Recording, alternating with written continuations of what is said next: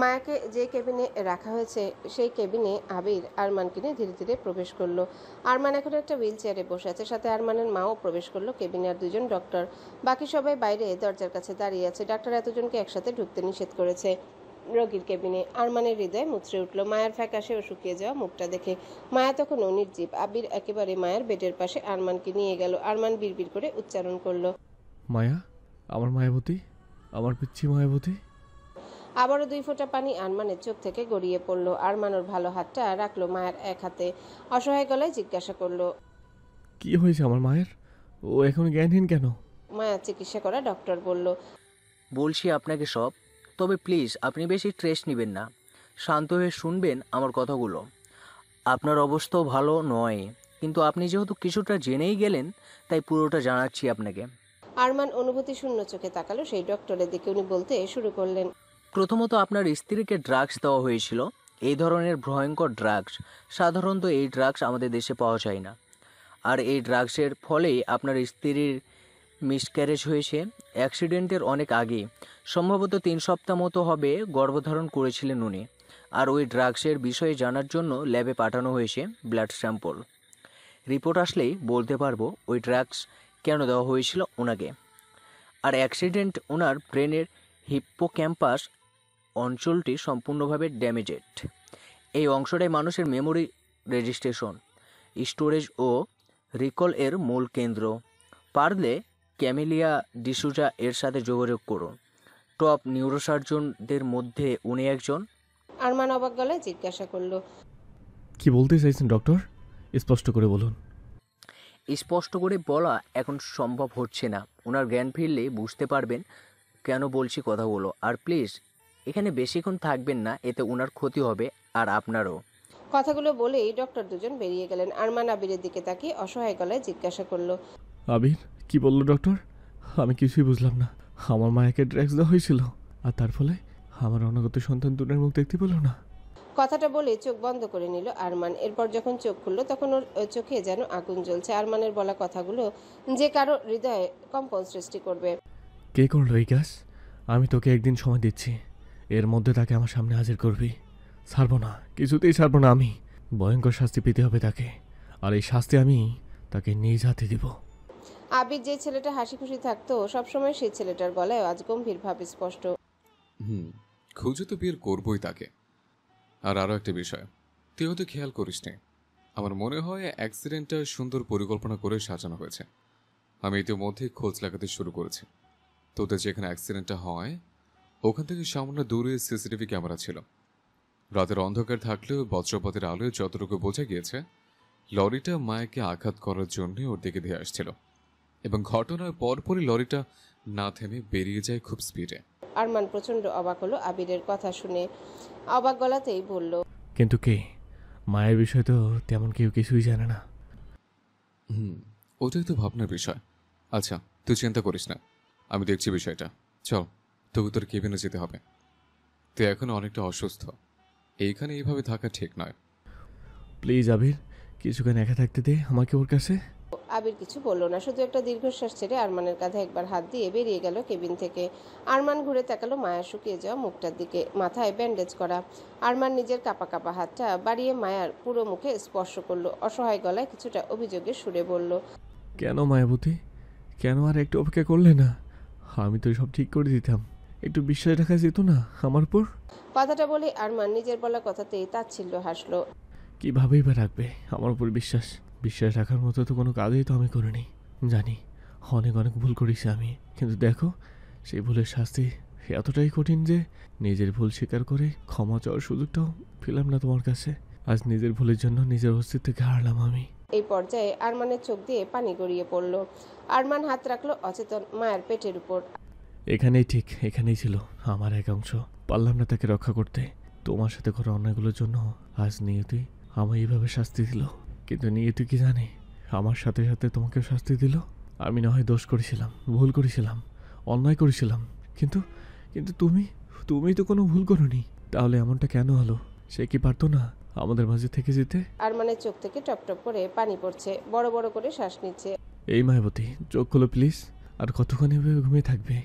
আমার যে ভীষণ কষ্ট হচ্ছে। বিশ্বাস করো, ভীষণ কষ্ট হচ্ছে। জ্বলছে বুকের ভেতরটা, ভীষণভাবে জ্বলছে। আমি যে আর পারছি না। আরমান কথাগুলো বলতে বলতে বেডের একপাশে পড়ে থাকা মায়ার হাতের উপর মাথা ঠেকিয়ে দিল। ঠিক তখনই আরমান অনুভব করলো মায়ার হাত নড়ছে। ধরফর করে মাথা তুলে সোজা হয়ে বসলো আরমান। মায়ের চোখের পাতা কাঁপছে, হয়তো এখনই চোখ খুলবে। ধীরে ধীরে মায়া তার চোখ খুলছে। আরমানের চোখে পারি, অথচ মুখে হাসি ফুটে উঠল। চিৎকার করে ডাক দিল আবিরকে। আবির, এই আবির, ডক্টরকে ডাক, মায়ের জ্ঞান ফিরেছে। আবির দরজার কাছেই ছিল। ওখানে আরমানের পরিবারের সবাইও ছিল। আরমানের ডাকে ভিতরে প্রবেশ করলো কয়েকজন। আবির গেল ডক্টরকে ডাকতে। এদিকে মায়া চোখ খুলে চারিপাশ দেখছে ফ্যালফ্যাল চোখে। আরমান ওর হাতটা রাখলো মায়ার মাথায়। স্নেহের সাথে হাত বুলিয়ে দিয়ে জিজ্ঞাসা করলো আরমান। মায়া, তুমি কি ঠিক আছো? কোথাও কি কষ্ট হচ্ছে? আরমানের গলার আওয়াজে মায়া তাকালো ওর দিকে। মায়ের মুখে কোনো অনুভূতি নেই, কেমন ফ্যালফ্যাল করে চেয়ে আছে। মায়া আপু, আপু, এখন কেমন আছো তুমি? তোমার কি কোনো অসুবিধা হচ্ছে? না না, এখন আর আপু বলবো না। তুমি তো এখনো আমার ভাবিমণি আছো। আজকে থেকে আবারও ভাবিমণি বলা স্টার্ট করলাম। মায়া তাকালো সামিরার দিকে, কিন্তু কোনো উত্তর দিল না। এরপর মায়া রুমে থাকা সকলের দিকে তাকালো, তারপর হঠাৎই ধরফর করে উঠে বসলো। এরপর মায়া বেডের এক কোণে গিয়ে বুকের কাছে হাঁটু ভাঁজ করে গুটিয়ে বসলো, মুখ লুকালো হাঁটুর কাছে। সবাই মায়ের এমন অপ্রত্যাশিত ব্যবহারে অবাক হয়ে গেল। আরমান এগিয়ে গেল মায়ের কাছে, মায়ের গায়ে হাত দিয়ে জিজ্ঞাসা করলো। কি হলো মায়া, এমন করছো কেন? তোমার কি কোথাও কষ্ট হচ্ছে? হঠাৎই মায়া আরমানের হাতটা ঝাড়া দিয়ে ফেলে দিল। অদ্ভুতভাবে চিৎকার করে উঠল। না না। তখনই ডক্টরের আওয়াজ শোনা গেল। প্লিজ সবাই কেবিনটা একটু খালি করুন, এতজন থাকবেন না, পেশেন্টের প্রবলেম হবে। ডক্টরের কথায় ধীরে ধীরে সবাই রুম থেকে বেরিয়ে গেল। শুধু রয়ে গেল আরমান, আবির, সাবিনা বেগম আর আঞ্জুমা বেগম এবং ডক্টর। বাকি সবাই দরজার বাড়িয়ে দাঁড়িয়ে কেবিনের দিকে তাকিয়ে আছে। এদিকে আরমান অবাক হয়ে তাকিয়ে আছে মায়ের দিকে। মায়া কেমন যেন অস্বাভাবিক আচরণ করছে। মায়ের মুখে অতিরিক্ত ভয়ের ছাপ। আমরা যেটার আশঙ্কা করছিলাম সেটাই হয়েছে। She has lost her memories. আর এটাই স্বাভাবিক। আগেই বললাম, ওনার ব্রেনের হিপ্পোক্যাম্পাস অঞ্চলটি ক্ষতিগ্রস্ত হয়েছে আঘাত লাগার কারণে। আর রিপোর্টও এসে গিয়েছে। বেশ কিছুদিন ধরেই ওনাকে ড্রাগস দেওয়া হচ্ছিল, আর ওই ড্রাগসটা ওনাকে দেওয়া হচ্ছিল ওনার স্মৃতি নষ্ট করার জন্যই। অ্যাক্সিডেন্টে আঘাত না লাগলেও কিছুদিন পর উনি এমনিতেই ওনার স্মৃতি হারিয়ে ফেলতেন। এই কারণে এই ড্রাগস দেওয়া। অ্যাক্সিডেন্ট লাগা আঘাত আর এই ড্রাগস দুটোই খুব ভালোভাবে ওনার ব্রেনে ইফেক্ট করেছে, আর যার ফলে উনি মানসিক ভারসাম্যও হারিয়ে ফেলেছেন। ডক্টরের বলা কথাগুলো শুনে আরমানের মাথায় যেন আকাশ ভেঙে পড়লো। সেই সাথে শাহরিয়ার পরিবারের সবাইও বিস্মিত হলো। আরমান অবাক হয়ে তাকিয়ে আছে বেডের এক কোণে, দুই হাঁটু বুকের কাছে জড়ো করে, তাতে মুখ লুকিয়ে বসে থাকা মায়ার দিকে। ওর মায়াবতী ওকে ভুলে গেছে ওদের বিয়ে, ওদের সম্পর্ক, ওকে গভীরভাবে ভালোবাসা, সব সব ভুলে গেছে। আর সবচেয়ে কঠিন সত্য, ওর মায়াবতী ওকে দেখে ভয়ও পাচ্ছে। আর এই কঠিন সত্যটা নিতে পারলো না আরমানের হৃদয়। সমস্ত শরীর হঠাৎ করে নিস্তেজ হয়ে এলো। মনে হলো সমস্ত পৃথিবীটা যেন তার বুকের উপর চেপে বসেছে। ধীরে ধীরে জ্ঞান হারালো আরমান। অন্যদিকে আমি পেয়েছি, কিছুটা হলেও পেয়েছি। আরমানকে শেষ করতে, হ্যাঁ, চেয়েছিলাম। আরমানের মায়াবতীকে চিরতরে পরপারে পাঠাতে, কিন্তু শেষ পর্যন্ত আরমান ঠিকই তাকে বাঁচিয়ে নিল। কথাগুলো উচ্ছ্বসিত কণ্ঠে বলে উঠল ব্যক্তিটি। এরপর সেই ব্যক্তিটি পাগলের মতো হেসে উঠল। হাসতে হাসতেই বলে উঠল। কিন্তু আরমানের বাচ্চা, আরমানের অস্তিত্ব, যেটা তো মিটে গেল।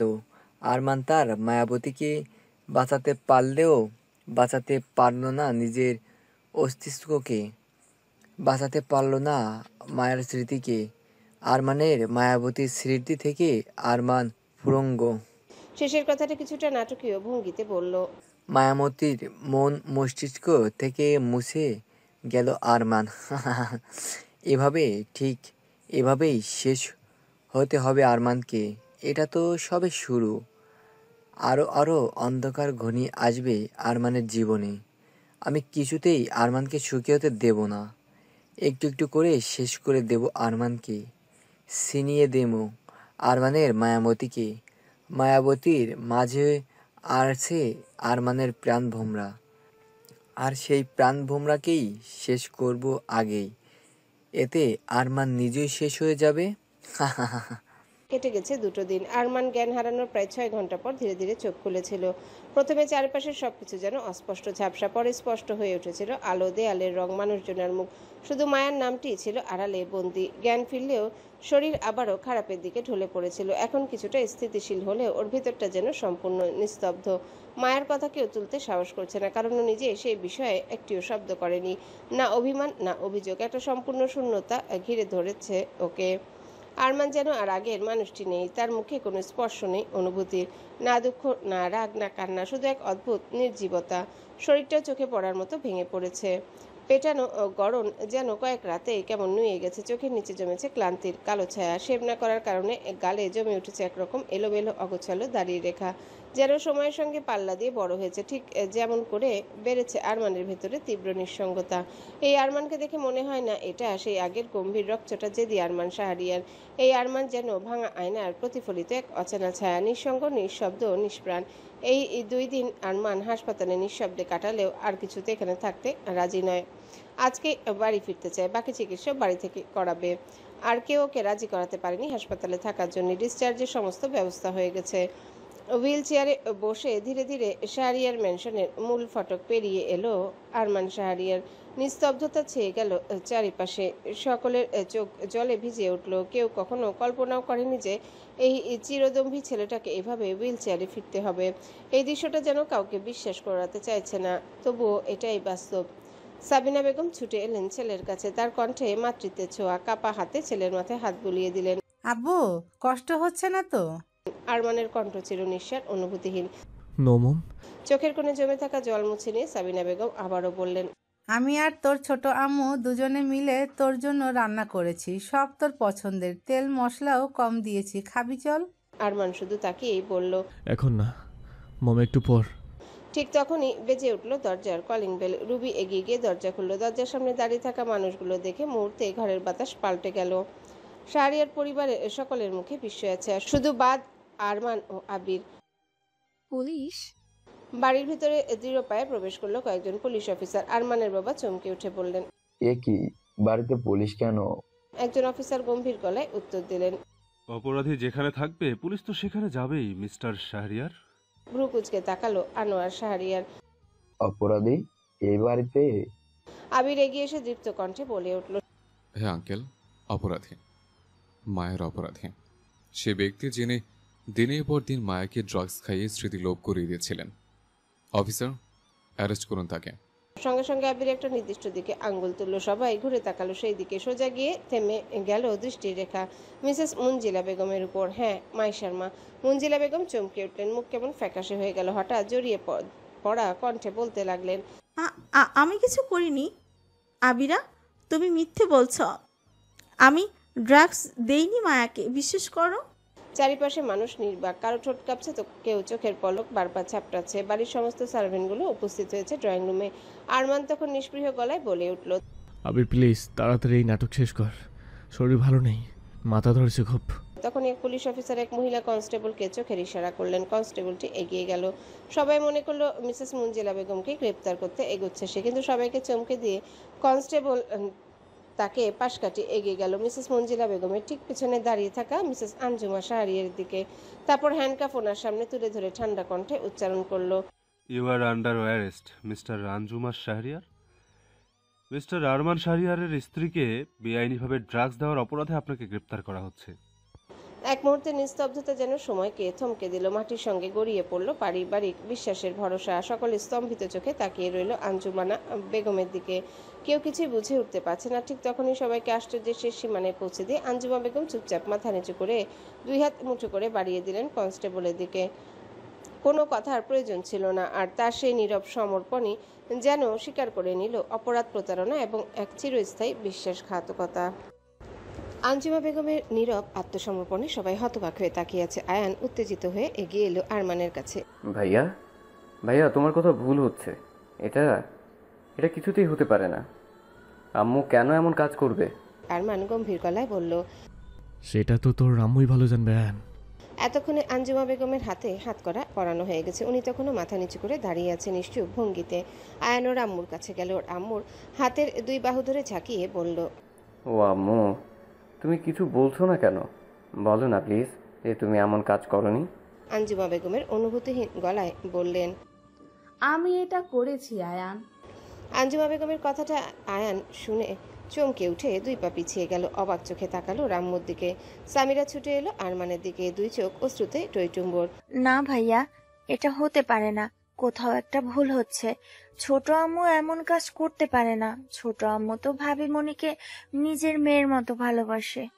আরমান কিছু বলল না, শুধু ইশারা দিল আবিরের দিকে। আবির আগেই রুবিকে দিয়ে আরমানের ল্যাপটপ আনিয়ে রেখেছিল। সেটা নিয়ে আবির কিছু ঘাটাঘাটি করে একটা ফুটেজ বের করে চালিয়ে দিল, যেখানে দেখা যাচ্ছে আঞ্জুমা বেগম কিছু একটা মিশিয়ে দিচ্ছে দুধের সাথে। এরকম অনেক ফুটেজ আছে এক এক দিনের। রুবি কিছুটা আমতা আমতা করে বলল, আসলে ভাবিমণি প্রথমবার যখন অসুস্থ হয়ে পড়েছিল ওনার বাবা মারা যাওয়ার পর, তখন ওনাকে হসপিটাল থেকে আনার পর স্যার আমাকে অর্ডার দিয়েছিল ভাবিমণিকে যেন আমি প্রতিদিন দুধ নিজে দাঁড়িয়ে থেকে খাওয়াই। ছোট আম্মুও জানতেন বিষয়টা, উনি প্রতিদিন দুধ গরম করে দিতেন আমায়। আমি একদিন দেখেছিলাম ওই ওষুধটা মিশাতে। ছোট আম্মুকে জিজ্ঞাসা করলে উনি বলেন এই ওষুধ নাকি ডক্টর দিয়েছে ভাবিমণিকে খাওয়ানোর জন্য। বাড়ির সবাই মুখের ভাষা হারিয়ে ফেলেছে। আরমানের বিয়ে উপলক্ষে আসা ওদের কাছের আত্মীয়গুলো এখনো রয়ে গেছে। সবার জানা মতেই বাড়ির মধ্যে ছোট আম্মুই সব থেকে বেশি মায়াকে ভালোবাসতো, আর উনি এমন ক্ষতি করলেন মায়ার, সেটা বিশ্বাসই করা যায় না। একজন অফিসার বললেন, ওনার রুমটা একটু সার্চ করতাম, নিশ্চিত ওই ড্রাগস ওনার রুমেই পাওয়া যাবে। কিছু জন সায় জানালো অফিসারের কথায়। আবির পুলিশ অফিসারগুলোকে নিয়ে গেল আঞ্জুমা বেগমের রুমে। পিছু পিছু বাড়ির মানুষগুলিও গেল কৌতূহল দমাতে না পেরে। আর সার্চ করতেই সেই ড্রাগস পাওয়া গেল আঞ্জুমা বেগমের বেডের পাশের টেবিলের ড্রয়ারে। মিসেস সামিনা বেগমের চোখেও পানি চলে আসলো। যেই দিন থেকে তুই এই বাড়িতে বউ হয়ে এসেছিস সেই দিন থেকে তোকে নিজের বোনের চোখে দেখেছি।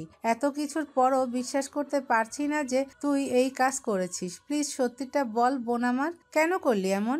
আঞ্জুমা বেগম মুখ তুলে তাকালেন সাবিনা বেগমের দিকে। মুখে নেই কোনো অনুতাপের ছাপ। বললেন, মায়া, যাকে আমরা আরমানের বিয়ের আগে চিনতামও না, সেই মায়ার নামে বাবা এই শাহরিয়ার পরিবারের সমস্ত সম্পত্তির ভাগ দিয়ে গেছে। ঠিক যতটা ভাগ আরমান, আয়ান, সামিরা পাবে, ঠিক ততটাই মায়াও পাবে। মারা যাওয়ার আগে এই উইল করে গেছেন উনি। তাহলে আমার ছেলের হবু বউ কি দোষ করলো? তার নামে কোনো সম্পত্তির ভাগ দেওয়া হলো না। উইলে এটাও উল্লেখ আছে, আরমান যদি মায়াকে ডিভোর্স দেয় তাহলে আরমান এই বাড়ির সম্পত্তির কোনো ভাগ পাবে না। আর হ্যাঁ, আমি জানতাম মায়াই সেই মেয়ে যাকে আরমান পাগলের মতো খুঁজে বেড়াচ্ছে। তাই চেয়েছি মায়া সব কিছু ভুলে যাক, আরমান যেন মায়াকে কখনোই না পায়। সব কিছু আমি করেছি, হ্যাঁ সব কিছু আমিই করেছি। নিজের স্বার্থের জন্য এই সব কিছু করেছি আমি। আরমান এই সম্পত্তির ভাগ না পেলে পুরো সম্পত্তি আমার ছেলের, আর আমি চেয়েছিলাম মায়ার সাথে আয়ানের বিয়ে দিতে। কথাগুলো বলে শেষ করতে আয়ানের বাবা মানোয়ার সাহেব সজোরে একটা থাপ্পড় মারলেন মিসেস আঞ্জুমা বেগমের গালে। তবুও তিনি নির্জীব পাথরের মতো শক্ত হয়ে দাঁড়িয়ে আছে। আঞ্জুমা বেগমের কথাগুলো ড্রয়িং রুমে থাকা প্রতিটা মানুষের কানে ঝংকার তুলল যেন। সামনের মানুষটি যেন আঞ্জুমা বেগম নয়, ওনার রূপে থাকা অন্য কেউ। সাবিনা বেগম ধপ করে বসে পড়লেন সোফায়, চোখে মুখে এখনো বিস্ময়। আর আয়ান সে নিশ্চুপ ভঙ্গিতে দাঁড়িয়ে আছে মাথা নিচু করে। জীবনে এই প্রথমবার তোমার গায়ে আঘাত দিলাম, বিশ্বাস করো একটুও খারাপ লাগছে না। তুমি এতটা স্বার্থপর কবে থেকে হলে আঞ্জুমা? তুমি এমন তো ছিলে না। আরমানের ফুপি বলে উঠল, সত্যি ভাবি, তোমার মনে এই ছিল? এখনো বিশ্বাস করতে পারছি না। ছি, তোমার মন মানসিকতা যে এতটা নিচু কখনো ভাবতেও পারিনি। আরে শুধু তো উইল করা আছে, এখনো সম্পত্তি ভাগ হয়ে যায়নি। বললেই পারতে যে তোমার আয়ানের বউয়ের নামেও ভাগ লাগবে, তাইলেই তো হয়ে যেত। আরমানের দুঃসম্পর্কের এক চাচি বলে উঠল, আরে আনোরা, তুমি বুঝতে পারছো না? ভাবি তো নিজের মুখেই বলল, উনি তো আরমানকে নিঃস্ব করতে চেয়েছিল। ভাবি তো চেয়েছিল আরমান আর মায়াকে আলাদা করতে, এতে আরমানের এই বাড়ির সমস্ত সম্পত্তি থেকে অধিকার উঠে যাবে। আনোরা আরমানের ফুপির নাম। আনোয়ার আর মনোয়ারের শাহরিয়ারের মেজ বোন আনোরা শাহরিয়ার। এইভাবে অনেকেই অনেক কিছু বলে আঞ্জুমা বেগমকে কথা শোনাতে লাগলো, কিন্তু উনি নির্বাক হয়ে দাঁড়িয়ে আছে। ওনার মুখে না আছে অনুশোচনার ছাপ আর না আছে কষ্টের ছাপ। একজন অফিসার বলে উঠলেন, মিস্টার শাহরিয়ার, অনুমতি দিলে আমরা ওনাকে নিয়ে যেতাম, আমাদের দেরি হচ্ছে। কেউ কিছু বলার আগে আনোয়ার সাহেব বলে উঠলেন, নিয়ে যান প্লিজ, তাড়াতাড়ি ওখান থেকে নিয়ে যান। সহ্য হচ্ছে না আর, ওর মুখটা দেখতেও ইচ্ছে করছে না। যত তাড়াতাড়ি সম্ভব ওকে এখান থেকে নিয়ে যান, আর চেষ্টা করবেন যেন অনেক কঠিন শাস্তি হয়। ওনার কণ্ঠে ছিল এক অজানা কষ্ট, মুখে রাগ থাকলেও চোখে ছিল পানি। আর সেই পানি আড়াল করতে উনি আর এখানে দাঁড়ালেন না, নিজের ঘরে চলে গেলেন। অফিসার তাকালো আরমানের দিকে। আরমান তার চোখের ভাষায় অনুমতি দিল। অফিসার ও মেয়ে কনস্টেবলের দিকে আদেশ দিলেন আঞ্জুমা বেগমকে নিয়ে যাওয়ার জন্য। কনস্টেবলটি ওনার এক হাত ধরে এগিয়ে গেল, উনিও কনস্টেবলটির সাথে পা মেলে এগিয়ে গেল নির্দ্বিধায়। এরপর বাড়ির মেন দরজার কাছে গিয়ে উনি হঠাৎই থেমে গেলেন। পেছনে ঘাড় ঘুরে একবার পুরো বাড়ি এবং বাড়ির মানুষগুলোকে দেখে নিলেন। কেউ অসহায় চোখে তাকিয়ে তো কেউ ঘৃণার চোখে। এতক্ষণে ওনার দুই চোখ দিয়ে 2 ফোঁটা পানি গড়িয়ে পড়ল। সেই চোখের পানি লুকাতে উনি তাড়াহুড়ো করে সামনে ফিরে হাঁটা ধরলেন। আবির আরমানের হুইল চেয়ার ঠেলে এগিয়ে গেল লিফটের দিকে। শাহরিয়ার ম্যানশনের লিফটের ব্যবস্থাও আছে, তাই আরমানের কোনো অসুবিধা হবে না উপরে নিজের রুমে যেতে। আবির আরমানকে নিয়ে দোতলা একটা রুমের সামনে এসে দাঁড়ালো। রুমের দরজাটা হালকা ভেরানো ছিল, রুবি সেটা ধীরে ধীরে খুললো নিঃশব্দে। আর আবির আরমানকে নিয়ে প্রবেশ করলো সেই রুমে। আর সামনের দৃশ্য দেখে আরমানের বুকের ভেতরটা মুচড়ে উঠল। মনে হচ্ছে ওর হৃদয়ে কেউ যেন আগুন ধরিয়ে দিয়েছে, আর সেই আগুনে জ্বলে পড়ে ছাই হচ্ছে ওর হৃদয়। মায়া শুয়ে আছে ফ্লোরে, হাত পা গুটিয়ে, চুলগুলো এলোমেলো। পরনের জামাটা কিছুটা জায়গায় ছেঁড়া, শরীরে কিছু জায়গায় আঘাতের দাগ। আরমানের মাথা ঘুরে উঠল যেন মায়ের অবস্থা দেখে। আরমান কাঁপা কাঁপায় গলায় বলল, আমার মায়াবতীর এই অবস্থা কেন? তোরা ওর খেয়াল রাখিস, আঘাত করেছিস তোরা আমার মায়াবতীর শরীরে? শেষের কথাটা রাগী কণ্ঠে জিজ্ঞাসা করলো আরমান। তৎক্ষণাৎ সামিরা বলে উঠল, না ভাইয়া, তোমার বুঝতে ভুল হচ্ছে। মাঝে মাঝে ভাবিমণি চিৎকার করে, নিজেকে নিজেই আঘাত করে। আর আজ সকালে আমি আর রুবি আপু ভাবিমণির জামাটাও পাল্টিয়ে দিয়েছিলাম। ভাবিমণি নিজের আবার জামাটা ছিঁড়েছে, আর আমরা ভাবিমণিকে বিছানাতেই শুয়ে দিয়ে গিয়েছিলাম। সবার গলার আওয়াজে মায়া চমকে উঠল। ধরফর করে উঠে বসে দেয়ালের এক কোণে গিয়ে লেগে গেল, মুখ লুকালো হাঁটুর ভাঁজে। এই দৃশ্য দেখে আরমানের বুকের ভেতরটা দুমড়ে মুচড়ে যাচ্ছে। ওর মায়াবতী ওকে দেখে ভয় পাচ্ছে, এটা ওর একদমই সহ্য হচ্ছে না। মায়া ভয়ে ভয়ে মুখ তুলে একবার করে সবার দিকে তাকাচ্ছে, তারপর আবারও মুখ লুকাচ্ছে। আরমান নিজে ওর হুইল চেয়ারের চাকাটা এক হাত দিয়ে ঘুরিয়ে এগিয়ে গেল মায়ের কাছে। তারপর ওর কাঁপা কাঁপা হাতটা রাখলো মায়ের মাথার উপর, আর সাথে সাথে মায়া আরমানের হাতটা ঝটকা দিয়ে ফেলে দিল। আরমান নিচু কণ্ঠে অস্ফুট স্বরে উচ্চারণ করলো, মায়াবতী। আরমানের কথাটা হয়তো মায়ার কানে গেল। আরমানের দিকে মুখ তুলে তাকালো। মায়াও বিড়বিড় করে উচ্চারণ করলো, মায়াবতী। আরমান অবাক হলো, ওর উচ্চারণ করার শব্দ মায়াও উচ্চারণ করলো। এটা শুনে সামিরা এগিয়ে এলো ওদের দিকে, বলল, ভাবিমণি মাঝে মাঝেই একদম একটা স্বাভাবিক মানুষের মতো আচরণ করে, আবার হঠাৎ করেই ভীষণ অস্বাভাবিক আচরণ করে। নিজের চুল 2 হাতে খামচে ধরে, নিজেকে আঘাত করে, কিন্তু কখনো অন্য কাউকে আঘাত করে না। স্বাভাবিক আচরণ করার পর আবার সেই ঘটনাগুলো ভুলেও যায়, মনে রাখতে পারে না কিছু।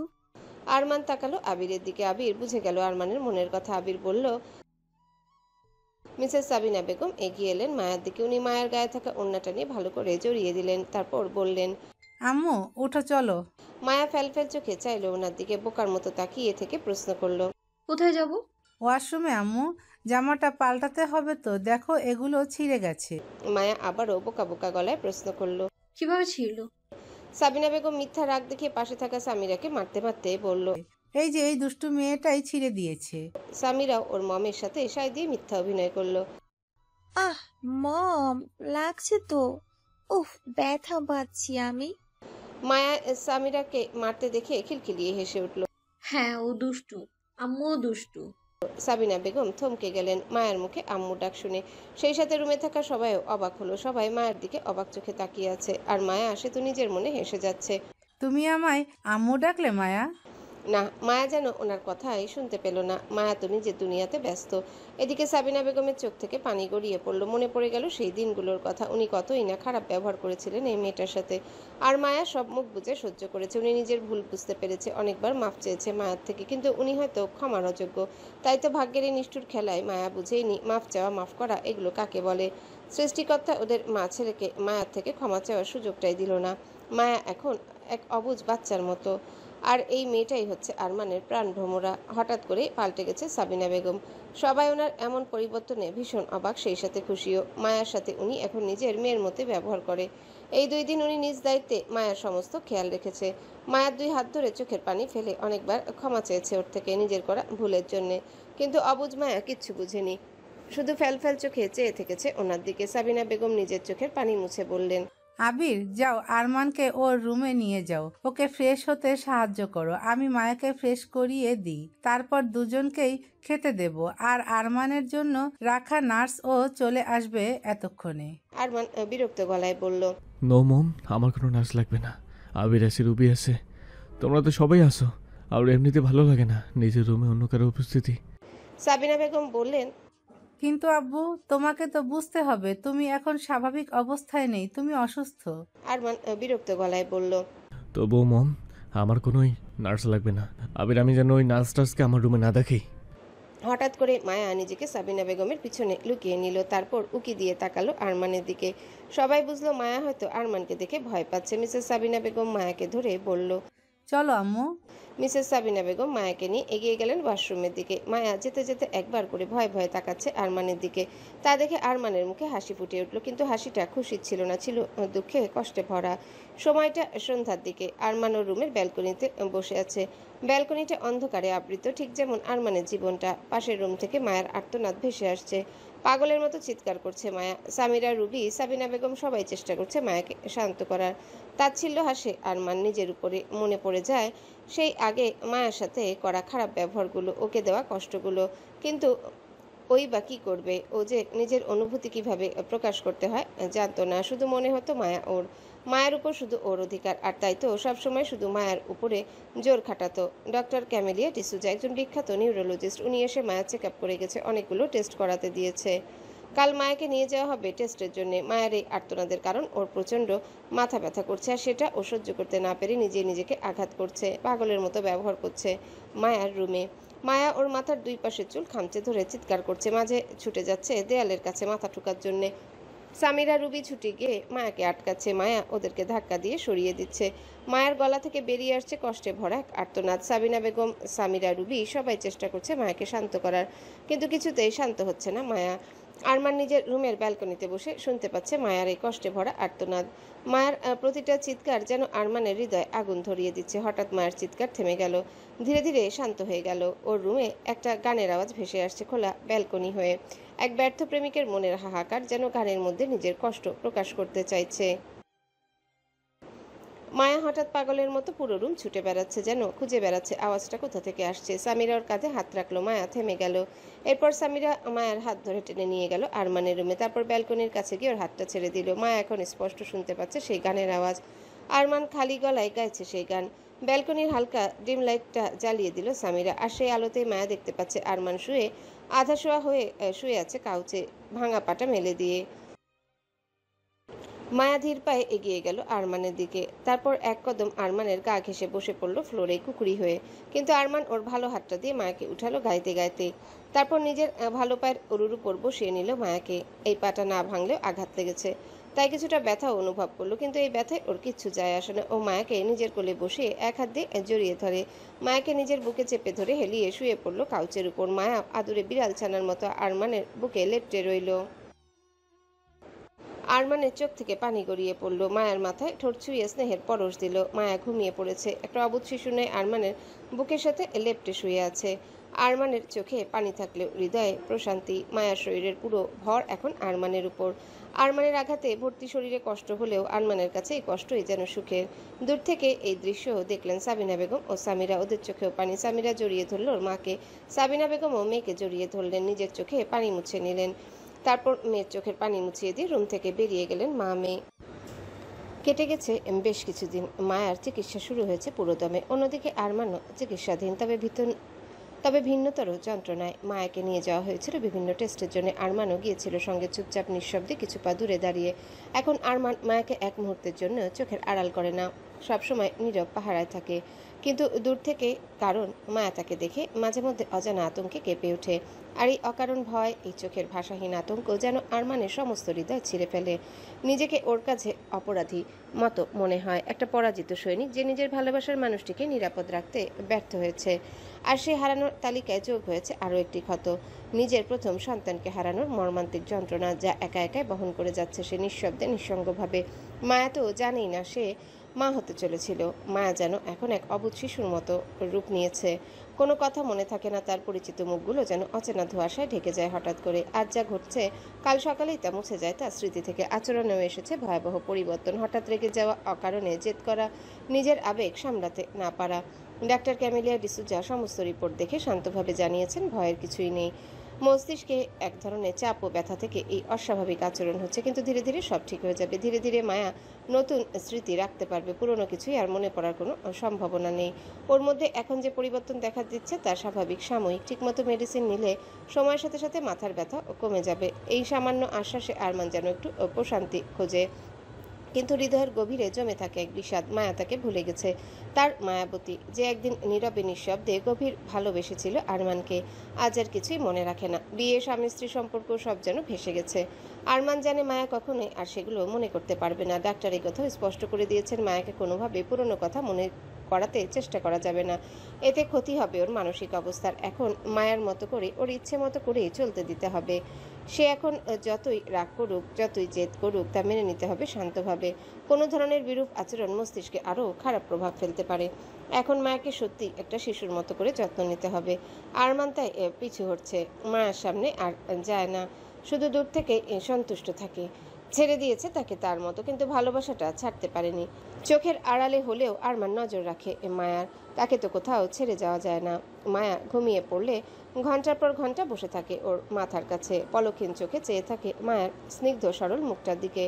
মায়া প্রচণ্ড বিরক্ত হয়ে বসে আছে খাটের উপরে, কিছুই ভালো লাগছে না। সব সময় কেউ না কেউ ওর সাথে থাকে, গল্প করে ওরা, গেমও খেলে।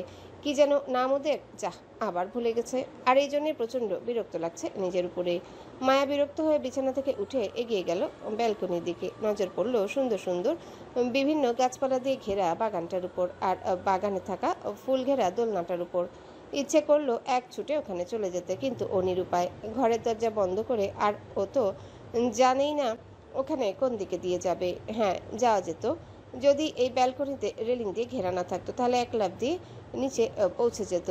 কিন্তু বোকা মায়া কি আর বোঝে, যদিও এখান থেকে লাফ দেয় তাহলে ওর হাত পাগুলোর আস্ত থাকবে না। এখন ওর এই রেলিংগুলোর উপরেও প্রচণ্ড বিরক্ত লাগছে, ইচ্ছে করছে ভেঙে ফেলতে। অবুঝ মায়া হাত দিয়ে রেলিংগুলোকে টানাটানি শুরু করলো, কিন্তু কিছুতেই ছাড়ছে না এগুলো। রাগে দুঃখে হাত মুঠো করে জোরে জোরে ঘুষি মারলো ও রেলিংয়ের উপর, আর সাথে সাথে প্রচণ্ড ব্যথা পেল। চামড়া ছিলে গিয়ে রক্ত বেরিয়ে এলো, ব্যথায় চোখ দিয়ে পানি পড়তে শুরু করলো। তখন শোনা গেল সামিরার বিচলিত গলার আওয়াজ। এ কি ভাবিমণি, নিজেকে ব্যথা দিচ্ছ কেন? দেখি দেখি, হাতটা দেখি। বলেই সামিরা ছুটে এসে মায়ের হাতটা টেনে নিয়ে দেখতে লাগলো। অনেকটা কেটে গেছে তো, ভাইয়া দেখলে আমাকে আস্ত রাখবে না? মায়া কান্না ভুলে তাকালো সামিরার দিকে, বোকা বোকা গলায় প্রশ্ন করলো। হ্যালো বন্ধুরা, পরবর্তী পার্ট খুব তাড়াতাড়ি আসবে, তো সবাই অপেক্ষায় থাকো। আর চ্যানেলটি যারা এখনো সাবস্ক্রাইব করোনি তারা পরবর্তী পার্ট দেখার জন্য চ্যানেলটি সাবস্ক্রাইব করে রেখো। ধন্যবাদ সবাইকে, আমাদের সাথেই থেকো।